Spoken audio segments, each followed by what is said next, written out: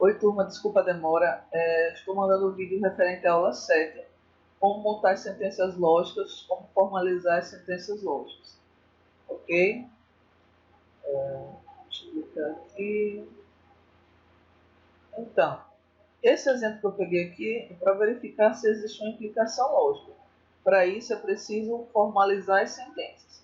Como é que nós vamos formalizar as sentenças? Nós primeiro vamos selecionar, vamos marcar quem são os conectivos lógicos. E depois a gente vai detectar quem são as sentenças. Para só depois daí a gente montar as sentenças lógicas. Porque a gente estava acostumado a trabalhar apenas com a sentença simples, ou então duas sentenças que formariam uma sentença composta. Só que agora a gente vai pegar uma frase e a partir dessa frase a gente vai fazer essa formalização, ok? Então, prestando atenção aqui, o se, ela é um conectivo lógico da condicional, que é composto por se, então. Então, se acontecer isso aqui, então vai acontecer isso aqui. Então, esse aqui é o meu antecedente e esse aqui é o meu consequente. Logo em seguida, nós percebemos aqui que tem uma negação. Então, conectivo lógico de negação. O que são conectivos lógicos? São palavras que se interligam uma sentença a outra. Se, aqui você tem uma outra condicional, não, você tem um conectivo de negação. O então é o que compõe aqui o se então, né? Que é o condicional. O logo, ele dá uma ideia, é uma palavra que dá uma ideia de finalização. Sempre que aparecer uma palavra no final da frase, ou no meio da frase que seja, dando a ideia de finalização, a gente, antes de colocar a sentença lógica, a gente vai entender que nesse local aqui, a gente vai colocar um sinal de implicação lógica.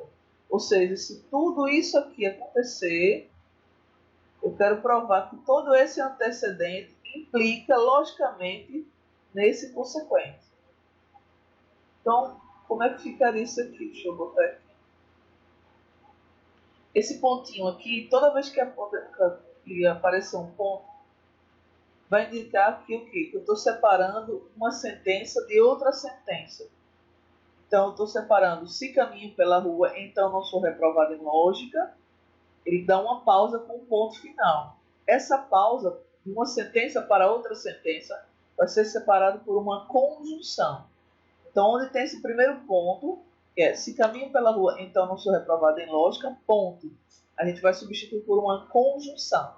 E aí vai começar uma outra frase. Sempre que eu terminar uma frase, sendo ela composta, eu vou colocar parênteses para isolar essa frase. Sempre que eu for iniciar uma outra frase, que seja de uma sentença composta, eu vou colocar também parênteses. Eu vou abrir e fechar parênteses. Então, se não jogo futebol, então corro. Eu vou colocar parênteses no início e no final dessa frase. Quando eu chego então corro, ponto, esse ponto, ele vai estar separando essa frase para uma outra frase. Eu vou substituir esse ponto por uma conjunção.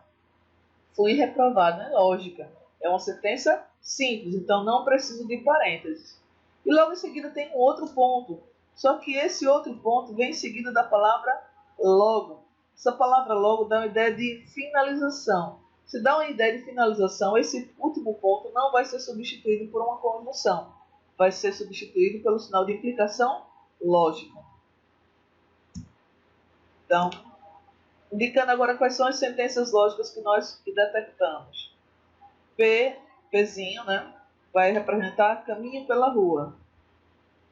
Sou reprovado em lógica, vai representar Qzinho. Jogo futebol, vai representar R. Corro, S. Como é que eu sei que está representando uma sentença, uma proposição? Quando acontece uma ação, quando tem um verbo que vai regir essa ação, certo? Reprovado em lógica já foi apontado aqui logo em cima, né? Então, essa frase foi representada pelo Qzinho. E corri é representado pelo S minúsculo. Então vai ficar assim. Pzinho vai representar caminho pela rua. Qzinho vai representar reprovado em lógica. R vai representar jogo de futebol. S vai representar corro. E agora, montando a minha frase, vai ficar como? Se caminham pela rua, então não sou reprovado em lógica. Ponto. Onde tem ponto, eu coloco um conectivo. E abro parênteses. Se não jogo futebol, então corro. Tem outro pontinho, então fecha-se parênteses. E fui reprovado em lógica. Onde tem o logo da ideia de que? De finalização. Então eu vou colocar o sinal do que? De implicação lógica. Implicação lógica e no final, a última sentença proposicional, corri. Então, o que eu quero provar? Depois que eu montei essa sentença, o que eu quero provar? Que todo esse antecedente implica logicamente nesse consequente. Ok? Então, eu quero provar que P condicional não Q e não R condicional S e Q implica ou não implica logicamente em S. Ou seja, todo o meu antecedente implica ou não implica logicamente no meu consequente.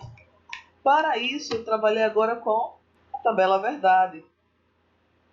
Certo? Então, você vê que a frase está aqui. Eu indiquei que P condicional não que, eu vou representar por razão, repetir o I, não R condicional S, eu vou representar por desão, repetir o I, repetir a sentença simples, implicação lógica S. E representei todo esse antecedente por cesão. Certo? Então, o que eu tenho que provar? Que cesão implica logicamente em S.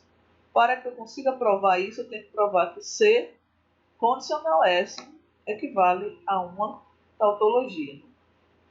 Então, como são 4 letras proposicionais, 2 elevado a 4 são 16 linhas. Então, montei minha tabela verdade com 16 linhas. Então, na primeira coluna, metade das linhas, que são 8 linhas, serão verdade e 8 linhas serão falsidade. Na segunda coluna, metade de 8 são 4. Então, 4 linhas vão ser verdade e 4 falsidade. 4 verdade e 4 falsidade. Na terceira coluna, metade de 4 linhas são 2 linhas. Então, 2 linhas são verdade e 2 são falsidade. 2 são verdade e 2 são falsidade. E assim sucessivamente. E por último, na quarta coluna, se são 2 linhas são verdade na coluna anterior, então metade dessas 2 linhas será uma linha. Então vai ser uma linha verdade, outra linha falsidade, uma linha verdade, outra falsidade, uma verdade, uma falsidade, e assim sucessivamente. Terminado de montar PQRS, eu agora vou olhar para as minhas sentenças compostas.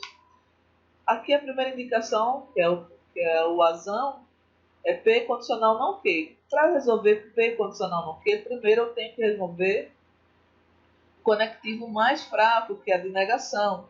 Então, primeiro eu tenho que resolver essa negação, para depois resolver o condicional. Então, eu vou resolver não Q. Então, não Q. Se eu tenho Q, o não Q é a negação de Q. Então, se Q é verdade, a negação de uma verdade será falsidade. Que é verdade, negação, falsidade. Que é verdade, negação, falsidade. Que é verdade, negação, falsidade. Quando aparece a falsidade, a negação vai ser uma verdade. Então, que falsidade vai passar a ser uma verdade. Que falsidade vai passar a ser uma verdade. Que falsidade vai passar a ser uma verdade, e assim sucessivamente. Terminando de montar o não que, eu vou resolver agora esse condicional aqui, que é o azão, que vai ser P condicional não Q. Eu coloquei aqui, ó, razão igual, 2 pontos. P condicional não Q. Então, Q condicional não Q. Se eu parto de uma verdade e chego numa falsidade, é a minha única possibilidade de dar falso. Se eu parto de uma verdade e chego numa falsidade, é a única possibilidade de chegar em falso. Parto de uma verdade e chego numa falsidade, parto de uma verdade e chego numa falsidade. Quando eu parto de uma verdade e chego numa verdade, vai dar verdade. Se eu parto de uma verdade e chego numa verdade, vai dar verdade. Se eu partir de uma falsidade, que é tudo isso aqui, ó, nem preciso olhar onde eu vou chegar. Se eu partir de uma falsidade, meu resultado já será uma verdade. Então, já resolvi essa primeira sentença composta. Agora eu vou resolver essa segunda sentença composta. Essa segunda sentença composta vai dar o quê? Não R condicional S. Então, como eu tenho um conectivo de negação, que é o mais fraco, eu primeiro preciso resolver esse, para depois resolver o meu condicional, que é o meu operador mais forte. Então, não R. Se eu tenho aqui a coluna do R, o não R vai ser a negação de toda essa coluna. Então, R. Aí eu coloquei aqui não R. Então, se eu tenho uma verdade, a negação dessa verdade vai ser uma falsidade. Verdade, negação, falsidade. Falsidade, negação, verdade. Falsidade, negação, verdade. Verdade, negação, falsidade. Verdade, negação, falsidade. E assim sucessivamente, até finalizar minha coluna. Terminando de resolver não R, eu vou resolver não R condicional S, que é o meu Bzão, que eu representei aqui. O Bzão equivale a não R condicional R. Então eu tenho que partir de não R. Se eu parto de não R e ele começa com uma falsidade, não importa onde vai chegar, porque vai ser uma verdade. Se eu iniciar com a falsidade, ele será uma verdade. Então, agora se eu partir de uma verdade, eu tenho que olhar quem é S. S aqui é uma verdade também. Então, se eu partir de uma verdade e chegar numa verdade, o meu resultado será verdadeiro.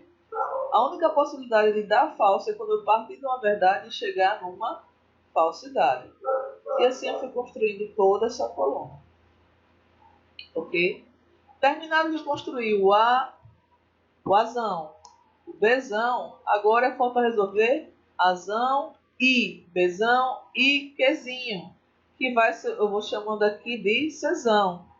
Então, resolvi Azão, resolvi Bzão e o meu Qzinho está aqui. Então, eu vou juntar essas três colunas que estão em vermelho e vou trabalhar com a conjunção. Quando é que é verdade numa conjunção? Para que seja verdade, o resultado de uma conjunção, é necessário que todas as proposições sejam verdadeiras. Se tiver pelo menos uma falsa, o meu resultado será falso. Então, vou começar a olhar aqui o Azão. É falso. Então, não preciso nem olhar Bzão nem Qzinho. Se eu tiver pelo menos um falso, o meu resultado será falso. Olhei Azão. Tem falso? O resultado é falso. Tem falso? O resultado é falso. Tem falso? O resultado é falso. Opa, aqui tem verdade e tem verdade. Então, vamos ver quem é Qzinho. Qzinho, falso. O resultado será falso. Verdade e verdade, mas tem Qzinho, falso. Então, vai ser falso. Verdade e verdade, mas aqui tem falso. Então, vai ser falso. Então, sempre que tiver pelo menos um falso, o resultado será falso. E assim construir meu Czão. E agora falta testar essa coluna do Czão, que é o meu antecedente, se ela implica logicamente em S. Para que eu prove que Czão implique logicamente em S, eu tenho que testar se Czão condicional S equivale a uma tautologia. O que é uma tautologia? É que todos os meus resultados da minha tabela, da minha coluna, resultem em uma verdade. Então, Czão condicional S. Mas se eu partir de uma falsidade, eu já sei que o meu resultado é verdadeiro. Então, daqui até aqui, eu já sei que é verdadeiro, porque está partindo de uma falsidade. Então, eu já coloco aqui, verdade, verdade, verdade, verdade. Quando eu chegar aqui que eu vou testar, Czão condicional S. Então, partindo de uma verdade, chegando numa verdade, vai ser verdade. Partindo de uma verdade, chegando numa falsidade. É a única possibilidade do resultado dar falso. Partindo de uma verdade, chegando numa verdade, verdadeiro. Partindo de falsidades, meus resultados serão verdadeiros. Então, por conta desse F, eu posso afirmar que C não implica logicamente em S, pois C condicional S não equivale a uma tautologia. Ok? Essa foi nossa aula da sexta-feira da semana passada, da nossa 7ª aula. Tá? Aqui eu peguei um outro exemplo. Se o professor não se atrasar, a aula começará na hora certa. Assim, esse assim tem a ideia de finalização. Se os alunos e o professor não se atrasarem, a aula começará na hora certa. Então, qual é a primeira coisa que eu tenho que fazer? Selecionar os meus conectivos, que são a minha conjunção, disjunção, condicional, bicondicional, junção exclusiva. Então, vamos detectar se faz parte do meu condicional. Não faz parte do conectivo de negação. Essa vírgula que eu acabei de destacar quer dizer que nesse ponto daqui, o então ele está embutido. É como se eu estivesse dizendo, se o professor não se atrasar, então a aula começará na hora certa. Certo? Então ele está de forma indireta. Esse ponto aqui quer dizer que eu terminei essa sentença composta. Eu vou iniciar outra. Se eu terminei essa sentença composta, eu vou abrir e fechar parênteses para esse texto e vou deixar isolado. Vou substituir esse ponto por uma conjunção. Só que, assim que eu passo o ponto, tem uma palavra de finalização, que dá uma ideia de encerramento de texto. Quando acontece isso, eu não vou colocar mais a conjunção, apago o que eu disse, eu vou colocar um sinal de implicação lógica. Porque eu vou ter que provar se esse antecedente implica logicamente em todo o consequente. Por quê? Como é que eu vou identificar? Porque eu estou dando uma ideia de finalização. Isso, assim sendo, logo, contudo, com isso, tudo são palavras que dão ideia de finalização de texto. Tá bom? Então, esse assim, eu vou representar esse ponto aqui, em vez de eu representar pela conjunção, eu vou representar pelo sinal de implicação lógica. Certo? Aí aqui eu detecto o se, que é do condicional, o i, se eu tenho um i aqui nesse caso, eu estou juntando duas sentenças lógicas simples. No caso, alunos, que não tinha sido citado ainda, e professor não se atrasar. Professor não se atrasar já tinha citado aqui no começo. Então, alunos não se atrasar é uma outra sentença. Então, não conectivo lógico negação. Aqui será o do então. O professor não se atrasar vai ser Pzinho. A aula começará na hora certa, vai ser Qzinho. Alunos não se atrasarem, vai ser R. Professor não se atrasar é o mesmo que o Pzinho. E a aula começará na hora certa, mesmo que Qzinho. Tá? Então, professor não se atrasar vai ser Pzinho.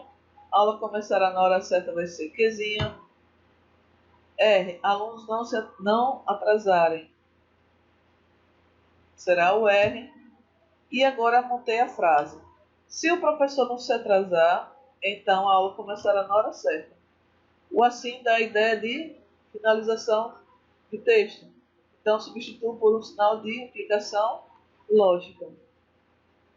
Se alunos e professor não se atrasarem, por que o não está aqui? Porque eu já coloquei aqui, tá, gente? Porque o não se atrasar é a mesma coisa que dizer chegar na hora certa. O professor chegou na hora certa, aluno chegou na hora certa. Então eu optei por deixar esse sinal de negação aqui dentro e não precisar negar na frase. Porque isso aqui, esse não se atrasar é a mesma coisa que eu afirmar que chegou na hora certa. Por isso que eu não coloquei o sinal de negação aqui. Ok? Vírgula, então a aula começará na hora certa. Então tem que provar que P condicional Q implica logicamente em R e P condicional Q. E aí eu deixei para vocês fazerem em casa para me dizer a resposta. Se vai dar se P condicional Q implica ou não implica logicamente em R e P condicional Q. Ok? E deixei esses exercícios para vocês brincarem em casa. Aí é com vocês. Façam, me mandem e eu tiro as dúvidas, tá ok? Beijo, beijo.